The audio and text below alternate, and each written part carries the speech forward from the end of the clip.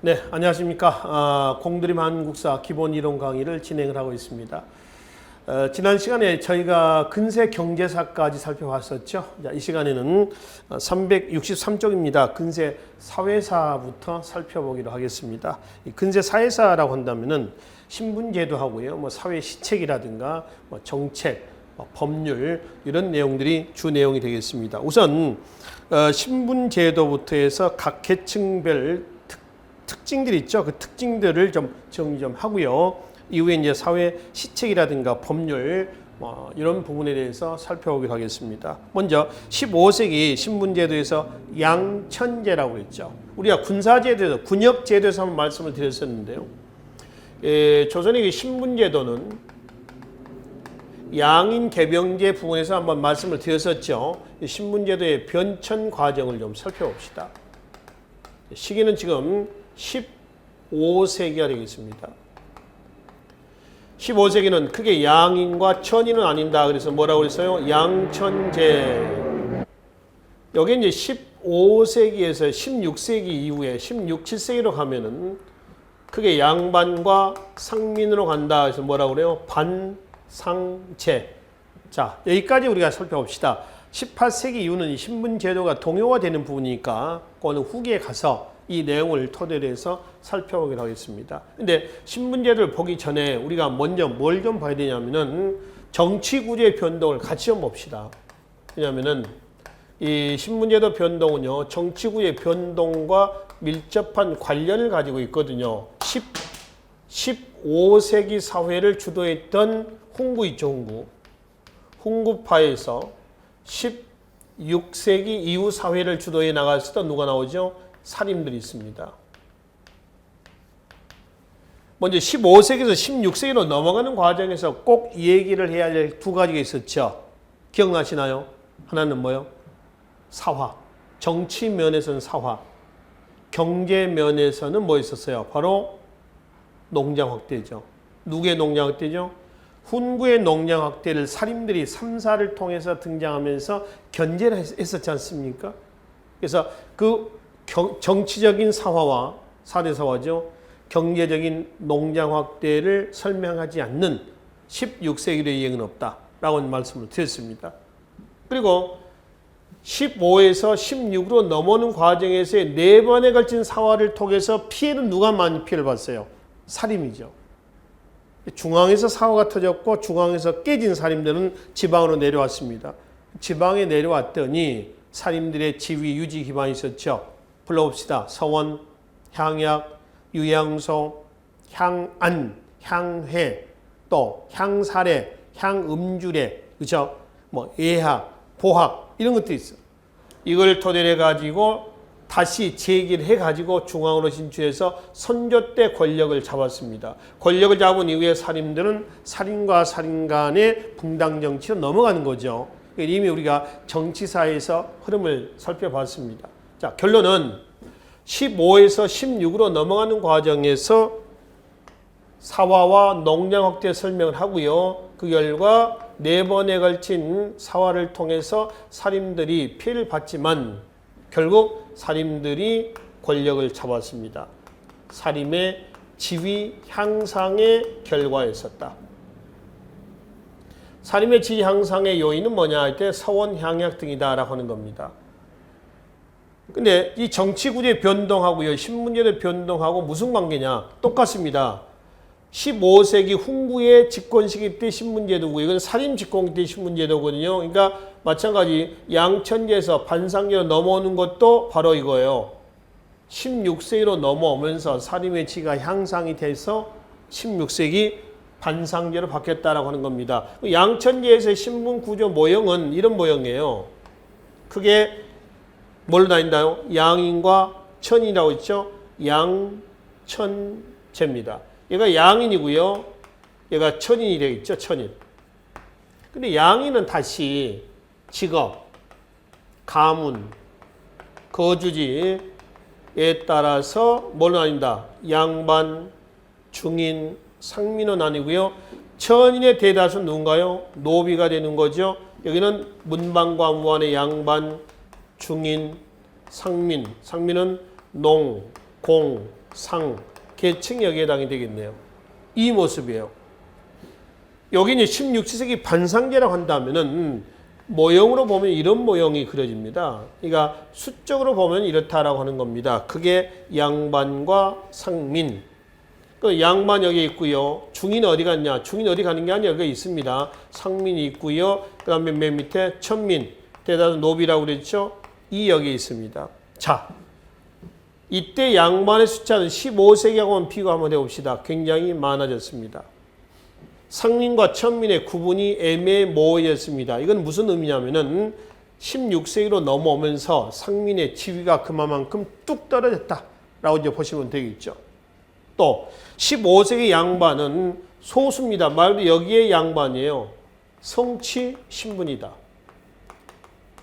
현직에 있어야지 양반이다라고 하는 거죠. 근데 16세기 양반은 수적으로 보면 굉장히 늘어났습니다. 그죠? 늘어났어요. 이거는 세습 신분으로 바뀌었습니다. 내가 관직이 없어도 아버지가 관직 생활했으면 나는 자동 그 신분이 세습되는 거죠. 나도 뭐가 된다는 거죠? 양반이 된다는 거죠. 바뀌었어요. 그래서 모형으로 본다면 이 모형에서 요 모형이다라고 이제 보시면 되겠습니다. 자, 요 성치 신분의 양반들은 15세기 때 현직에 있는 문반과 무반을 얘기한다고 그랬습니다. 얘네들은 부국강병 민생 안정에도 많은 관심을 가졌어요. 그래서 과학 기술학에도 많은 관심을 가졌습니다. 기술학 겸습을 합니다. 누구랑 겸습하냐 하면은 중인의 대다수가 누군가요? 기술관들이죠. 그래서 얘네들하고 겸습을 해요. 그러니까 15세기 때는 과학 기술학이 발달해요, 안 해요? 굉장히 발달합니다. 15세기 정치 사조가 공리주의라고 그랬죠. 부국강명, 민생안정, 이 공리주의 아닌가요? 그래서 그 공리주의에 부합된 것은 얘네들도 다 취합을 하던 그런 시절이에요. 그러니까 성리학을 사상적 기반으로 했지만은 성리학 외적인 부국강명, 민생안정에 도움이 된 여타 사상들 다 포용을 하죠. 근데 이 사립 양반들은 포용하지 않습니다. 오로지 뭐만 성리학만, 나머지는 다 이다음사다. 그래서 배척을 하잖아요. 또 하나 15세기 때 양반의 기술학 겸습과 달리 얘네들은 기술학을 뭐 한다고요? 기필합니다. 이 당시 사립 양반들의 기술학에 대한 견해는요. 잡학이다 해서 기필을 해요. 그러니까 이때 과학기술학은 전부 누구한테? 중인들한테 이제 전가가 되는 겁니다. 그러니까 이때는 과학기술이 발달하겠어요? 안 하겠어요? 안 한다는 거죠. 대체적으로 다운된 시기예요. 또 이때 얘네는 농장 확대를 하죠. 사전 확대 아닙니까? 농장 확대는 국가 재정이 약화입니다. 농촌 농민 경제 피폐죠. 상민의 대다수는 농민입니다. 이 상민들 어떻게 했어요? 지배층의 농장 확대로 인해서 대다수 상민들, 농민들 소장농으로 몰락을 했었을 것이며 또 이 양반들은 군역을 어떻게 해요? 기필하죠. 이때 군역제도가 군적 수포제였었어요. 군적을 만들고 군적에 등재가 되면은 군대를 가는 거고 군대에 간다라기보다는 1년에 2필의 세금을 부담하는 거죠. 근데 거기서 빠지면은 부담하지 않는다. 빠진 것만큼 누가? 상민들이 덤태기 쓴다. 군역 가중입니다. 인징, 족징, 황구첨정, 백골징포 등 이런 폐단이 나오죠. 또 군역만 기피합니까? 얘는 교육을 독점합니다. 그래서 법제상 양인 이상이면 출세 법적 제한이 없다라고 하지만은 지배층의 교육 독점으로 인해서 얘네를 출세할 수 있어 없어? 없다. 출세 불가다. 이런 얘기죠. 이게 상민의 위치예요, 지금. 그러니 얘가 상민인지 얘가 상민인지 아니면 얘가 천민인지 얘가 천민인지 구분이 있어 없어? 없다는 거예요. 그래서 크게 16세기 이후의 신문구조는 크게 사립양반입니다. 양반과 상민으로 구성됐다 해서 뭐라고 그래요? 반상제라고 얘기를 합니다. 자, 요는 이러한 신문 구조가 이렇게 바뀌게 된 요인은 그만큼 누구의 지위가? 사립들입니다. 이 사립 양반의 지위가 향상이 돼서 이렇다라고 하는 겁니다. 그리고 15세기 신문 구조를 기준해 가지고 조선의 양반, 중인, 상민, 노비에서 천민이죠. 각 계층별 특징들이 거기에 나와 있습니다. 교재 364쪽에 363쪽이죠. 맨 밑에 보시면은 양인의 양반과 중인과 상민, 천민, 천인해 가지고 뭐 노비 대다수, 공노비, 사노비, 공사노비는 우리가 경제편에서 잠깐 말씀을 드렸죠. 공노비는 입역 노비와 납공 노비로 나눠지고요. 입역 노비는 관청에 들어와 있는 노비입니다. 선상 노비라고 하고요. 그다음에 납공 노비는 뭐 사노비 같으면 외고 노비와 같죠. 밖에서 관청 밖에 기거하면서 세금만 몸값만 내는 그런 이제 노비를 얘기합니다. 그리고 사노비는 솔고 노비와 외고 노비로 나눠진다라고 하는 것이죠. 자, 뒤에 보시면은 노비에 대한 특징들이 나와 있습니다. 고려 시대나 거의 비슷하다라고 보시면 되겠죠. 자, 위 외고 노비는요.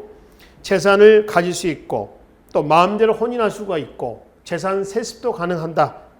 그리고 또 이들은 원칙상 노비입니다. 관직 금지와 동색혼이라고 그랬죠. 원칙상 밑줄만 그놉시다. 그러니까 실제로는 관직에 올라갈 수도 있고요. 노비가 아닌 양인하고도 혼인할 수가 있었다. 원칙은 동색혼이지만 동색혼은 같은 색깔끼리만 같은 노비끼리만 혼인한다 이런 얘기가 되는 것이죠. 그리고 일천즉천이죠. 이거는 부모 중 한쪽이 노비면 자식은 뭐가 된다? 노비가 된다. 이런 얘기가 되는 거죠. 그럼 노비 종모법이라고 하는 게 있습니다. 이거는 왼쪽에 그 보충 설명을 잠깐 봅시다. 노비 소생의 신분과 역이 주민을 주인을 결정하는 데는 어머니를 따르게 모계를 따르게 한 법을 뭐란다? 노비 종모법이라고 그래요. 종모 어머니를 따른다라고 하는 것이죠. 그걸 노비 종모법이다라고 얘기를 합니다. 그다음에 작계지라고 하는 토지가 있습니다. 주인에게 수확량 모두를 납부하는 땅을 작계지라고요. 사경지는 노비가 수확량을 다 가지는 토지를 사경지라고 얘기를 한다라고 하는 것이죠. 지금 누구에 대한 노비 중에서 누구죠? 외고 노비에 대한 얘기입니다. 자, 이렇게 봤을 때 외고 노비는 거의 일반 농민하고 비슷하다. 신분만 노비지 거의 비슷하다라고 이제 볼 수가 있는 것이죠. 그렇죠? 그리고 이제 법제상 노비는 천민은 대다수 노비고요. 관습상 천인이 있습니다. 이 관습상 천이란 뭐냐면은 실제로 얘네들은 천인이 아니에요. 아닙니다. 근데 그 직 자체가 좀 천하죠. 그래서 천민 대접을 받았다라고 하는 거지 취급받았다는 얘기지 법제적으로 얘네들이 천인이다 이런 얘기는 아닙니다. 누구냐면 백정, 그다음에 광대, 무당 얘네들을 얘기를 하고 있습니다. 그렇죠? 백정, 광대, 무당이다. 고려 때 백정은 일반 백성들이죠. 조선의 백정은 고려의 누구예요? 화척이다. 이렇게 이제 구분하시면 되겠습니다. 자, 그리고 이제 각 계층별 특징들 이렇게 살펴보시고요. 맨 밑에 신문제도의 특징이 있습니다. 364쪽입니다. 마지막 줄 한번 봅시다. 첫 번째 한번 봅시다. 양반들은 자신들의 기득권을 지키기 위해서 지배층을 축소하려 했으며 이 과정에서 향리층을 비롯한 서리들 하급 지배층인 중인으로 격화시켰다. 그러니까 이때 양반 숫자가 늘어나는 걸 원해요? 원치 않아요? 원치 않습니다. 소수의 양반이 모든 정치 경제인 특권을 전부 다 장악하겠다는 겁니다. 다 누리겠다는 거예요. 지네들 판 유지해 나가겠다라고 하는 겁니다. 자, 그 중에 하나가 바로 밑에 서얼 차대법이나 한품 서용제라고 하는 게 있습니다. 자, 볼까요? 서얼. 서자와 얼자를 얘기합니다. 서자는 서녀도 있겠죠. 얼녀도 있을 겁니다. 어머니 신분에 따라서 어머니 신분이 그러니까 아버지는 누구죠? 양반이 되는 거죠. 어머니 신분이 양인인 경우에는 자식이 뭐가 되는 거예요? 서자, 서녀가 되는 거고요. 아버지는 양반인데 어머니 신분이 천인인 경우에는 뭐가 된다? 아들은 얼자, 딸은 얼여가 된다라고 하는 거죠. 묶어서 서얼이라고 그래요. 서얼 차대법입니다. 태종 이방원 때 만들어진 거죠. 그러니까 이방원 이복 동생이었던 방번이하고 방석이가 나오잖아요. 그 제1차 왕자의 난을 계기로 해서 제2차 왕자의 난을 계기로 해서 제거됐던, 그치? 그래서 이제 쉽게 보면 방원이 입장에서는 서자 아닙니까? 걔네들이. 그래서 걔네들을 아예 출세길을 막아버리겠다는 겁니다. 서얼들 차대하자는 서얼 차대법이죠. 한품 서용제라고 하는 거는 품계를 제한해서 서용은 임용한다는 거예요. 그래서 품계를 제한해서 임용한다 해서 한품 서영제라고 그래요. 이것도 전부 다 소수의 양반들의 지위 특권을 유지하겠다. 이렇게 이제 보시면 되겠죠. 그리고 우측에 365쪽 맨 위에 보겠습니다. 조선시대는 엄격한 신분제사였으나 신분 이동이 가능했다. 이래서 과거를 통해서 올라갈 수가 있고요. 양반이 죄를 짓거나 해서 떨어질 수도 있다라고 하는 겁니다. 근데 그리 자유로운 것은 아닙니다. 대체로 고려도 마찬가지지만 한 번 그 신분이지 않습니까? 그러면은 내내 뭐가 된다? 그 신분이다. 이렇게 이제 보시면 됩니다. 그래서 고려나 조선이나 그 신분 구조의 특징은 같다라고 이제 보시면 되겠습니다. 그래서 일단 이제 16, 7세기 살인 직공기 때까지 신분 구조 이렇게 보시고요. 이거와 같이 또 묶어서 봐야 될 것이 또 뭐가 있냐면은 향촌 구조입니다. 향촌 구조의 변천 과정도 정치 구조의 변동과 신분제도의 변천과 같이 묶어서 살펴봐야 됩니다. 15세기 향촌 구조는 뭐냐면은 촌락 공동체예요. 촌락 공동체다. 촌락은 마을이다라고 시부입니다. 마을. 같이 모여 사는 마을이에요. 그러니까 왜 모여 살았을까? 왜 마을을 구성했을까라고 하는 거죠. 이거는 농경 문화와 밀접한 관련을 가지고 있습니다. 농경 문화와 왜 밀접한 관련을 가지고 있었습니까? 라고 하면은 그만큼 뭐를 중시했다는 거죠? 노동력을 중시했다는 겁니다. 그렇죠? 노동력.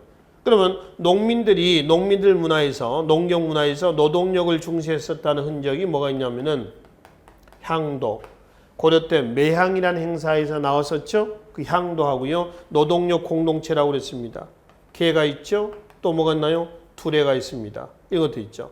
이거는 농민들의 자생적인 조직입니다. 근데 이때 양반들의 조직도 있어요. 농민들의 조직만 있는 건 아닙니다.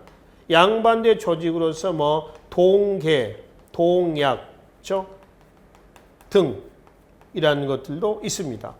그러니까 동은 마을입니다. 마을에서 개 모임 하는 거고요. 규약을 만들어요. 그래서 지네일 캐릭터로 뭉치는 겁니다. 자, 교재 365쪽에 보시면은 족계, 동약, 동계, 양반들 있죠? 농민들은 두레, 향도, 뭐 석전 등등 이런 거 있습니다. 그렇죠?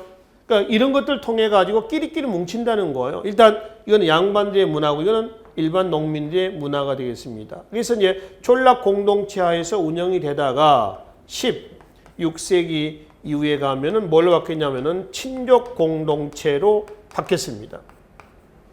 그러니까 왜 친족 공동체로 바뀌었습니까? 라고 하면은 결론 한마디로 얘기하면은 이렇다. 그만큼 중앙뿐만 아니라 시골, 말단, 촌구석까지 누구의 살림의 지위가 강화가 돼서 촌락 공동체가 친족 공동체로 넘어왔다라고 이제 보십시오. 그리고 살림 양반들은 그네들의 성리학적 문화가 아니면 다 이단음사다. 전부 다 배척을 합니다. 향도나 개, 두레 이것도 다 뭘로 이단음사로 규정을 하죠. 이건 이단음사다. 그리고 그네들의 문화였던 뭘로 향약 있죠. 향약으로 전부 다 대체를 시켰습니다. 우리나라 향약은 지역 단위의 향약이라고 그랬죠. 그래서 각 지역마다 향약의 덕목은 달랐지만 공통된 덕목은 있었다. 그것이 뭐냐? 바로 4대 덕목에서 뭐 덕업상권, 내속상교, 과실상규, 환난상유이다. 결과적으로 뭐 하자는 거냐? 상부상조하자는 것이다. 이런 얘기죠. 그렇죠? 그러니까 굳이 향도나 개, 두레 아니어도 충분히 향약으로서 저런 기능을 대체할 수가 있었다라고 하는 겁니다. 전체적으로 16세기 이후에 가면은 서울에서 시골까지 전부 누구 판이 만들어진 거예요? 살인판이 만들었다라고 이제 보시면 되겠습니다. 그리고 여기서 이제 향촌이라고 하는 것은 우리가 지방제도에서 말씀을 드렸죠. 자, 8토 조선의 지방령 조직입니다. 부, 목, 군, 현 그리고 면, 리, 통 그렇죠. 면은 사창에서 말씀드렸죠. 사라고도 말씀을 드렸습니다. 사. 그리고 이제 지방권이 파견되는 행정구역은 어디까지요? 현까지입니다. 여기까지가 향이 되는 겁니다. 그러니까 향이라고 하는 건 지방권이 파견되는 단위고요. 촌이라고 하는 것은 지방권이 파견되지 않는 행정구역이에요. 지방제도에서 말씀을 드렸죠. 촌은 양반들의 마을이었던 반촌과 일반 평민들의 마을이었던 뭐가 있죠? 민촌이 있어요. 반촌과 민촌이 있다. 아시겠죠? 근데 사실은 양반들하고요, 일반 백성들의 마을이 따로따로 있는 건 아니고요. 사실은 혼재지촌이라고 해서 한 마을에 양반과 상민과 같이 모여 살고 있었습니다. 전통적으로 이렇게 모여 살고 있는 곳이 현재까지 유지가 되고 있는 곳이 있어요. 유네스코 세계 문화유산에도 등재가 된 경주 양동 마을하고요. 그 다음에 안동 하회 마을이 있습니다. 경주 양동 마을과 안동 하회 마을이 바로 이런 양반 가옥과 일반 상민의 가옥이 같이 있는 거죠. 가보셨나요? 안동 하회 마을 같은 경우에 가보면은 뭐 경주 양동 마을도 마찬가지입니다만 기와집도 있고 초가집도 있고 그렇죠. 요즘은 거기 가서 하루 숙박도 하고 하는 그런 어떤 문화도 민박하는 그런 시스템도 갖춰져 있더라고요, 보면은. 그래서 그런 곳이 이제 민촌, 반촌입니다. 남산, 서울의 남산 한옥마을 같은 경우는 인공적인 거죠. 인위적인 거죠. 다른 지역에서 헐어질 위기에, 없어질 위기에 놓인 집을 이쪽으로 옮겨놓은 거고요. 용인에 한국민속촌이 있죠. 한국민속촌도 거기 사람이 살던 곳은 아닙니다. 그거는 가공했던 그 마을이죠. 인공적으로 만드는 곳이죠. 하회마을이라든가 양동마을처럼 원래부터 사람이 살았던 곳은 아니다라고 이제 보시면 되겠죠. 그래서 이제 일단 향과 초는 뭐냐?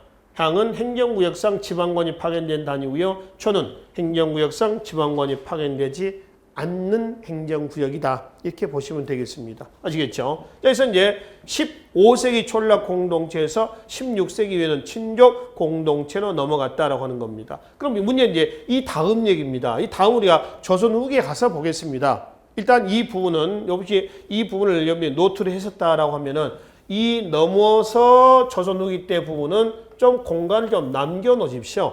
그래서 16세기 살인에서 18세기 붕당 정치가 동요가 됐고 18세기 신분제도가 동요가 됐고 그리고 친족 공동체가 또 동요가 되어 있는 조선 후기 때의 모습은 후기에 가서 보겠습니다. 결론부터 하면은 왜 이렇게 바뀌어졌습니까? 라고 하죠. 바로 살인의 지위가 그만큼 약화가 됐다. 그러니까 왜 살인의 지위가 약화가 됐습니까? 라고 하면은 조선 후기의 정치, 경제, 구조의 변동의 결과 약화가 돼서 기존의 살인판이 정치, 신분제도, 향촌구조가 전부 다 무너졌다. 이렇게 이제 보시면 되겠습니다. 자, 흐름만 말씀을 드리고요. 일단 여기서는 근세 사회 구조에서는 신분제도와 함께 정치, 향촌구조를 같이 묶어서 살펴보기로 하겠습니다. 자, 365쪽에 사회 정책과 사회 시설을 좀 보기로 하겠습니다. 이 다음 잠깐 봅시다. 조선왕조의 지배 이데올로기는 성리학이라고 있습니다. 기억나시죠? 성리학에서 경제적인, 우리가 바로 앞 시간에 말씀드렸죠. 근세 경제 파트에서 경제 면에서 성리학적 경제관 또는 유교적 경제관이다라고 하는 것은 바로 뭐였어요? 근검 전략하는 경제관이라고 말씀을 드렸습니다. 자, 그건 경제적인 면이고요. 사회 면에서의 성리학은요, 위민입니다. 위민. 무슨 얘기죠? 백성을 위한다는 거죠. 민본입니다. 백성을 근본한다는 거고요. 그 다음에 민, 중, 지, 위예요. 백성을 가장 소중하게 한다라고 하는 겁니다. 여기서 민의 대상은 누군가요? 농민입니다. 그러니까 그 농민을 위한 경제정책은 당연히 어떤 정책이었죠? 중농 정책을 추진했다. 그럼 그 민을 위한 사회 시책은 뭐가 있느냐라고 하는 겁니다. 바로 사회 시설과 사회 시책 이라는 것들이 마련이 됐다라고 하는 겁니다. 그러면 거꾸로 한번 해석해 봅시다. 정부가 국가가 사회 시설과 시책을 마련했던 것은 농민들 최소한 먹여 살려놓고 성리학이라고 하는 걸로 포장을 해가지고 지배층의 체제 유지해 나가겠다는 겁니다. 마찬가지죠. 경제 면에서 왜 중농정책이냐. 중농정책 하는 척하면서 얘네들로부터 안정적으로 세금을 걷어서 역시 성리학이라고 하는 걸로 포장해서 지배층의 체제, 경제 잘 꾸려나가겠다는 거죠. 그러니까 일종의 어떻게 보면 눈 가리고 아웅하자라고 하는 그런 의미가 되는 것이죠. 그러니까 중농 정책 결과 전체적으로 나아졌지만은 사실 대다수의 농민은 자영농이에요, 소작농이에요. 소작농이 대다수였었습니다. 그러니 중농 정책 결과 토지가 비옥화되고 농업 생산이 늘어나고 그렇죠? 다 좋아졌습니다. 다 좋아졌는데 그게 전부 다 누구한테 돌아간다는 거예요? 농민한테 돌아간다는 건가요? 아니다. 전부 양반 지주한테 돌아가는 작품이었다. 그러니 농민 생활 늘 어려웠다. 그러니까 농민들이 자꾸 토지에서 이탈된다. 이게 좀 모순이죠. 중농 정책 결과 농촌 살림이 나아졌다. 농업 생산량도 늘어났다는데 왜 농민이 이탈했냐? 이 얘기란 말이죠. 그렇죠? 그래서 농민들 이탈을 막기 위해서 정부에서는 호패법, 오가작동법을 실시하고 뭐 구황차려, 구황구급방, 벽곡방 등의 요리책을 만들고 양반들 향약이나 사창을 실시하고 왜 그렇게 했냐는 얘기예요. 자꾸 농민들의 토지에서 이탈되고 있다는 얘기 아닙니까? 그렇죠? 이건 마찬가지야. 사회시설과 시책도 그렇습니다. 여러 가지 황곡이라든가 농민 구제책들이 많이 있어요. 빈민구제책이 많이 있습니다. 뭐 그러한 시책들이 있었다고 해서 그 농민들 생활이 진짜 나아졌냐는 얘기죠. 그건 아니란 얘기입니다. 그래서 농민들이 자꾸 이탈이 되고 그걸 또 막기 위해서 정부에서는 호패법, 오가작동법을 강화하고 이렇단 말이에요. 그래서 교재 보겠습니다. 366쪽에 한번 봐봐요. 맨 밑에 결과부터 한번 봅시다. 366쪽에 사회제도의 한계가 있죠. 한계. 이러한 각종 사회시설은 농민의 생활 안정에 대한 근본적인 대책이 될 수가 없었고 토지로부터 이탈을 막기 위한 미봉책에 불과했다. 오히려 정부는 호패법, 오가작동법 등의 통제책을 운영했다. 그러니까 왜 이렇게 됐겠냐는 얘기예요. 바로 위에 사회시설이라든가 의료시설이 제대로 작동하지 않았다는 겁니다. 그렇죠? 그 환곡에 보면은 의창과 상평창이 있죠. 환곡은 곡식을 빌려주는 거예요. 그래서 15세기에는 의창, 이게 이제 16세기 이후에는 상평창으로 바뀝니다. 왜냐하면은 의창에서는 빌려준 원곡만 받아요. 원곡만 받으면 다 받으면 괜찮은데 먹고 떨어진 경우가 있습니다. 배째라 이렇게 나오는 거죠. 그런 사람이 많다 보니까 의창의 원곡이 없어지는 거예요. 그래서 의창의 기능이 16세기 가면 어디로? 상평창으로 넘어갑니다. 물가 조절 기구죠. 상평창에서는 이제 원곡만 받는 게 아니라 이자를 받아요. 플러스 10%를 이자를 받아가지고 그거를 계속 늘려가면서 운영을 하고 있었습니다. 사창은 사라고 하는 거는 미 통할 때 면단이라고 했죠. 지방 양반들이 자치적으로 운영하는 것을 얘기를 하고 있었습니다. 그리고 이제 의료시설의 대비원, 동대비원, 서대비원입니다. 병원이죠. 해민국은 해민서죠. 해민서는 지금 약국입니다. 그럴 때는 해민국이라고 그래요. 전 해민서라고 합니다. 재생원은 요즘에 지방 의료원 정도로 해석합시다. 그리고 활인서가 있죠. 동활인서와 서활인서가 있습니다. 여행자, 유랑자의 수용 구유를 담당을 하고 있었던 관청이 되겠습니다. 그래서 이게 사회시설과 의료시설인데 이게 제 기능을 제대로 지켜내지는 못했던 것 같다.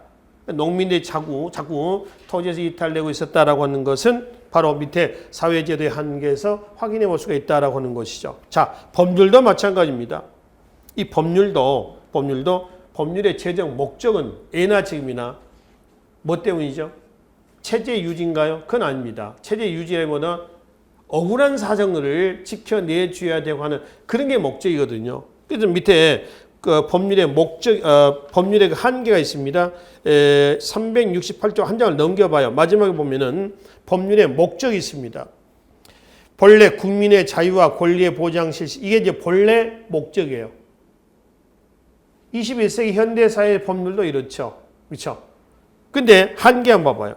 이는 국민을 관리하고 통제하기 것으로서 봉건적인 양반 중심의 지배체제를 유지하기 위해서 적용했다. 결론은 뭐냐면은 지네들 체제 유지를 위한 울타리였던 것이죠.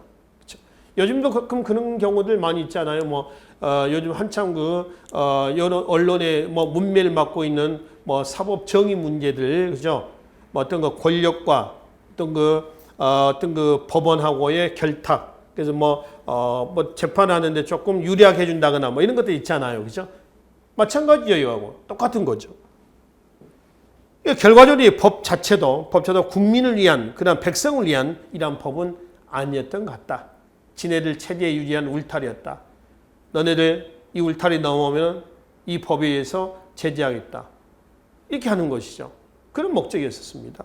자, 그러면은 일단 그렇게 이제 결론을 내려놓고요. 366쪽에 조선의 법률을 형법과 민법으로 나눠서 살펴보겠습니다. 공법과 사법입니다. 고려시대는 관습법, 조선은 성문법. 또 하나, 고려는 단심제입니다. 조선은 재심 청구 가능합니다. 항소할 수가 있어요. 신문고라든가 이런 걸 쳐가지고요, 항소할 수가 있었습니다. 신문고 같은 경우는 뒤에 먼저 한번 볼까요? 백성의 억울함을 해결하기 위해서 실시했다. 태종대 때에 설치가 됐다가 의금부에서 관장했습니다. 연산군대 때 폐지를 합니다. 그리고 영조 때 다시 부활이 돼요. 영조 때 부활을 하면서 이제 그 의금부에서 관장하는 게 아니라 병조에서 관장합니다. 이건 국방의 기능으로 다시 부활이 됐던 걸로 보시면 되겠습니다. 근데 아무 때나 아무나 신문고를 북을 치거나 그런 건 아닙니다.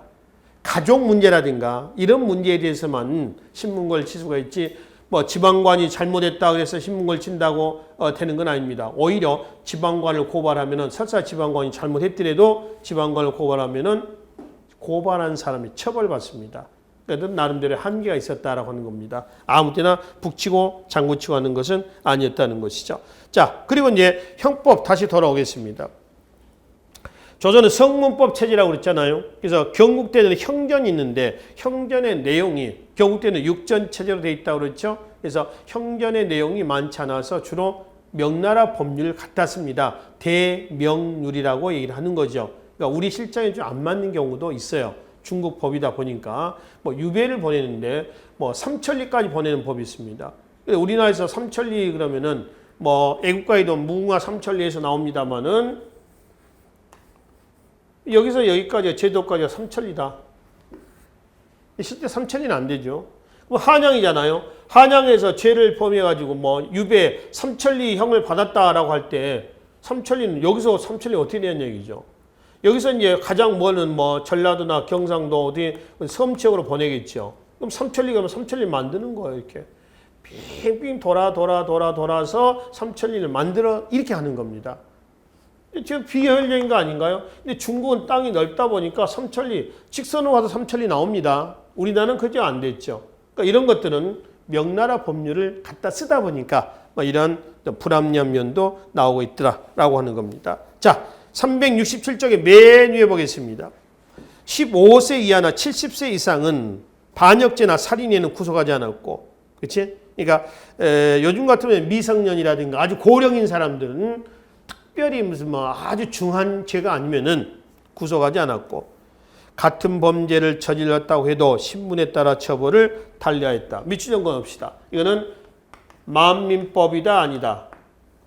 아니다라고 하는 겁니다. 그러니까 밑에 사법기관이 있어요. 맨 밑에 봐봐요. 양반들에 대한 취재를 담당하는 관청은 어디예요? 의금부죠. 특별재판소. 평민들에 대한 취재를 담당하는 관청은 어디예요? 포도청이죠.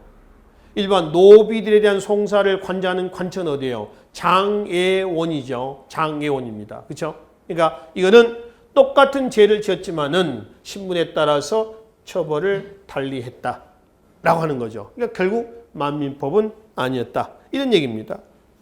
자, 그 다음에 이제 디귿에 보시면 맨 위에 형조는 사법행정감독관청이지 형조에서 직접적으로 뭐 처벌하거나 그런 건 아니었었습니다. 관할 관청이었었다라고 하는 것이죠. 가장 중죄로 취급된 것은 반역죄하고 강상죄였다라고 하는 거죠. 이거는 유교 윤리를 그만큼 중시했다는 겁니다. 반역죄는 충이죠, 충에 대한 얘기입니다. 그러니까 충에 대한 배신은 뭐예요? 반역죄 아닌가요? 반역죄. 그 다음에 효에 대한 부분이 있죠, 효. 이거는 이제 강상죄입니다. 강상죄의 강은 삼강 오륜할 때 삼강이고요. 상은 오상. 오상이라고 하는 것은 사람의 인간의 도덕적인 어떤 그 기준을 얘기를 합니다. 그죠? 충인의 지혜 신할 때 뭐 이런 내용들이 들어가는 거죠. 그래서 삼강의 삼강과 오상의 상에서 강상죄라고 하는데 결국 여기는 효 규정이 들어갑니다. 충과효, 이거는 곧 뭘 얘기하냐면은 유교 윤리를 얘기를 합니다. 그러니까 유교 윤리를 중시했다라고 이제 해석을 하시면 되겠습니다. 옆에 이제 보충 설명에 강상제에 대한 부분이 나와 있습니다. 한번 읽어보시고요. 형벌의 종류는 고려나 조선이나 같습니다. 5종의 형벌이고요. 그리고 이제 조선시대 때 들어오면은 추가가 된 게 있죠. 자자, 그리고 능지처사입니다. 자자는 글자를 새기는 겁니다. 절도 그러면 절도 이렇게 새기고요. 능지처사는 사지를 찢어 죽이는 것을 능지처사다라고 일합니다. 뒤에 368쪽에 경국대 형전의 일부 내용이 나와 있거든요. 잠깐 좀 보겠습니다. 거기 보시면은 네 번째 한번 네 번째, 다섯 번째입니다. 자자를 봅시다. 여섯 번째군요. 강도죄로 영혼이 노비가 된 자가 두 번째 도망하면 차명에 찬다. 차명, 목을 자르는 겁니다. 그 다음에 사형을 당하지 않는 강도는 법대로 처벌한 후 강도라는 두 글자를 몸에 새기며, 이런 걸 우리는 뭐라고 그래요? 자자, 글자를 몸에 새기는 겁니다. 자자를 한다. 두 번째로 죄를 지으면 교형에 목 졸라 죽인다. 교형에 찬다. 뭐 이런 것들이 나와 있어요. 자, 앞으로 넘어오겠습니다. 그래서 이 자자와 능지처사는 극형으로서 조선시대 때 와서 새로 추가가 됐던 법률에 해당이 되겠습니다. 자, 그럼 민법은 민사소송입니다. 15세기는 노비와 관련된 소송이 많았습니다. 재산 상속이죠. 근데 중기 위에는 산속 문제가 나옵니다. 묘지 쟁탈전을 산속 문제라고 그래요. 산속 문제가 나왔다는 얘기는 뭐냐면은 이때 뭐가 유행했다는 거죠? 풍수 지리설이 유행했다. 이를 알 수가 있습니다. 명당자리에다가 무덤을 쓰기 위한 과정에서의 전 소송이죠. 산속 문제를 얘기한다라고 하는 것이죠. 그리고 사법기관은 중앙과 지방의 사법기관 관청도 있죠. 뭐 하는 관청인가? 그 기능만 좀 정리하시고요. 지방은 관차사라든가 수령들이 관장을 하고 있습니다. 행정권, 군사권, 사법권을 다 갖는다고 그랬죠. 이게 나눠진 것은 1894년 갑오개혁 때 나눠진다라고 하는 겁니다. 그래서 뒤에 조선의 사법제도의 특징에 보면은 행정관이 사법권을 행사한다. 밑줄을 그어놔요. 행정기관과 사법기관의 구분이 있다 없다? 없다. 언제 됐다? 갑오개혁 때다. 근데 이 갑오개혁은 1차 갑오개혁이 아니고요. 제2차 갑오개혁이에요. 그러니까 2차 갑오개혁, 홍범 14조가 발표했던 2차 갑오개혁 때 꼭 기억을 하셔야 될 내용은 두 가지입니다. 지방행정제도가 8도가 23부로 바뀌었다는 점, 그리고 행정권, 사법권이 분리가 됐다는 점은 꼭 기억을 좀 해 주십시오. 그리고 지방관이 경범죄는 대체로 지방관이 처리를 합니다. 이거는 지방자치질서가 고려와 마찬가지로 인정이 됐다라고 이제 해석하시면 되겠죠. 그래서 사법제도까지 해서 조선의 바로 사회제도 내용을, 근세 사회의 내용을 마무리 좀 하도록 하겠습니다. 다음 시간은 근세 마지막 단원인가요? 문화사회에서 뵙도록 하겠습니다. 수고하셨습니다.